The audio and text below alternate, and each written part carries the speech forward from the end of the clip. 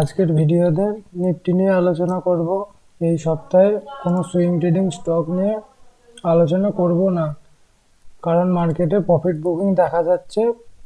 ভালো চার্ট তৈরি করলে সেসব স্টক ফেক ব্রেকআউট দিয়ে আবার নিচে পড়ছে।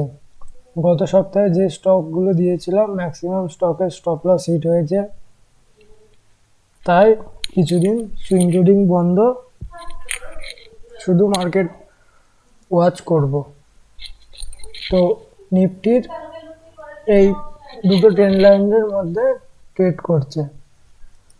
যখনই নিচের লেভেলে আসে এখান থেকে সাপোর্ট নিয়ে ধীরে ধীরে ধীরে ধীরে উপরে এই রেসিস্ট্যান্স পয়েন্টে যায়, তারপর এখান থেকে আবার ধীরে ধীরে নিচে আসে, এই ট্রেন্ড লাইনে সাপোর্ট নেয়, আবার উপরে যায়, এখানে দুইবার টেস্ট করে, আবার নিচে আসে, নিচে এসে এই ট্রেন্ড লাইনে সাপোর্ট নিয়ে আবার উপরে যায়, এখানেও দুইবার এই ট্রেন্ড লাইনকে টেস্ট করে কিন্তু ব্রেক করতে পারে না। তারপর ওই ট্রেন্ড লাইন এখানে ব্রেক করে, তারপর এখানে একটি রিটেস্ট করে লাস্ট দিন 123 পয়েন্ট নেগেটিভে ক্লোজ দেয়।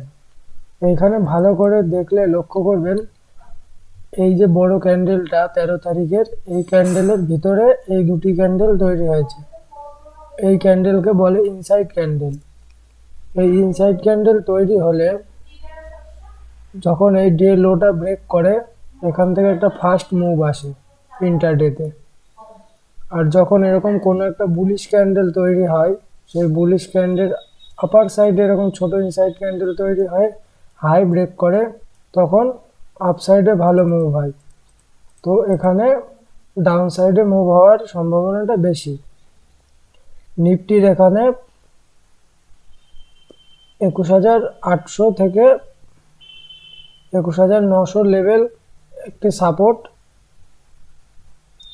এই সাপোর্ট ব্রেক করলে নিফটি 21,500 অবধি আসতে পারে।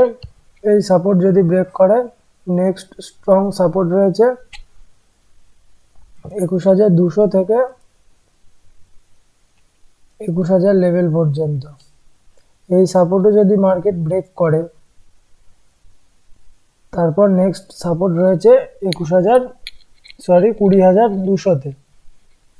মার্কেটে একটি গ্যাপ ফিল হওয়ার থিওরি আছে, মার্কেট কখনো গ্যাপ ছেড়ে রাখে না। তো এইখানে মার্কেটে একটি বিশাল বড় গ্যাপ ছেড়ে গিয়েছে, তো এই গ্যাপ ফিল করতে আসার সম্ভাবনা রয়েছে।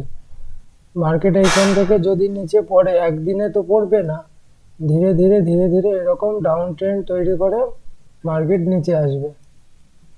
তাই এখন স্মল ক্যাপ মিড ক্যাপে সুইং ট্রেডিং বন্ধ, লার্জ ক্যাপগুলি অ্যানালিসিস করে সাপোর্ট লেভেলে ইনভেস্টমেন্ট করতে হবে।